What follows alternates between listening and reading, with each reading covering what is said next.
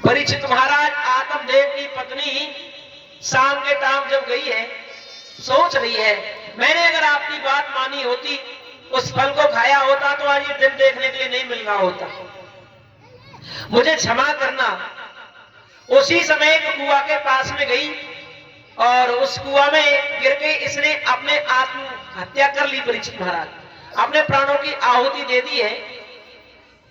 आओ, धुंधकारी सोच रहा था कि मेरी मां मुझे धन देगी, एक कह के मुझे भेजा है, लेकिन इधर परीक्षित जी धुंधकारी की वजह से सभी घर वाले एक एक करके वहां से चले गए।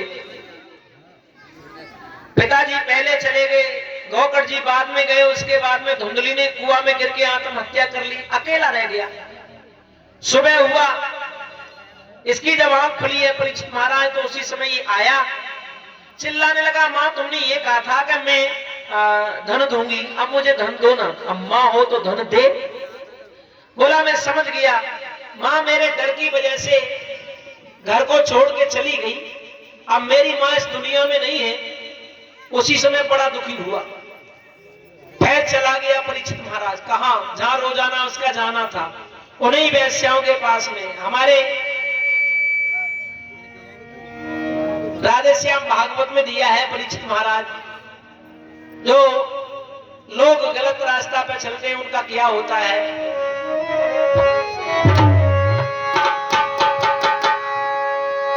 क्या उनकी ही दुर्गत होगी और जिनको प्यारी वैश्या होगी, और सगे पति की सगी नहीं, और वो यार तुम्हारी क्या होगी।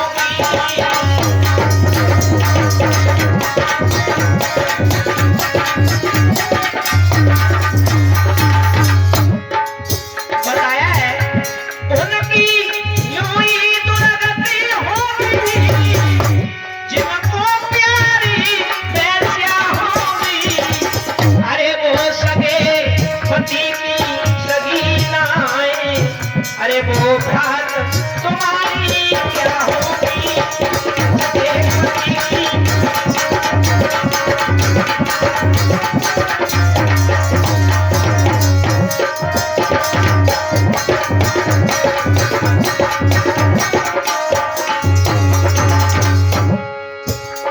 और बताया पर नारी झूठी पत्थर है, जिस पर कुत्ते ललचाते हैं, अरे वो स्वयं नरक में जाते हैं, वृक्षों को भी ले जाते हैं, वो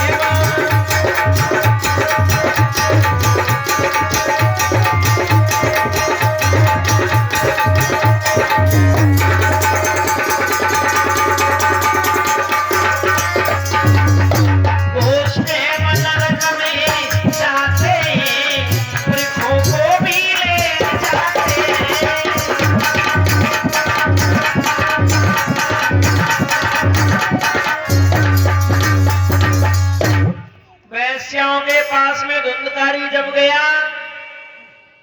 कहा रोजाना जब पहले आता था तो धन लेके आता था, और अब आता है तो खाली हाथ आता है। उसी समय मेरे प्यारे प्यारे श्रोता बंधु, एक वैश्या कहने लगी ये जुआ खेलता है, किसी दिन पकड़ा जाएगा, हम भी पकड़े जाएंगे इसके साथ में। दूसरी कहने लगी ऐसा है कैसे मार दीजिएगा, नाना प्रकार से षड्यंत्र रच रही है। बोली ऐसे तो ये मारा नहीं जाएगा, जब ये सो जाए इसे रस्सी से बांध लो, मार दो। ऐसा ही किया परीक्षित जी।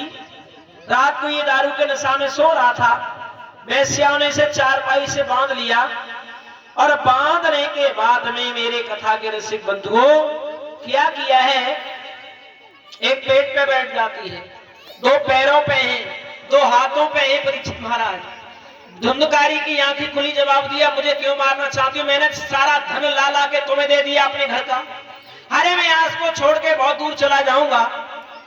वैश्या बोली अब तुझे छोड़ेंगे नहीं, हम तेरे साथ में मरना नहीं चाहते। देखिए ये दुनिया वाले यही व्यवहार बरतते हैं, जब तक हम तुम पैसे देते रहे तो बड़ी भलाई करेंगे, बड़े अच्छे अच्छे गीत गाएंगे हमारे, और जब पैसा देना बंद कर दो, थोड़ा बोलना ढंग से बंद कर दो, तो यही व्यवहार बरतते हैं जो वैसे आज धुंधकारी के साथ में बरत रही है।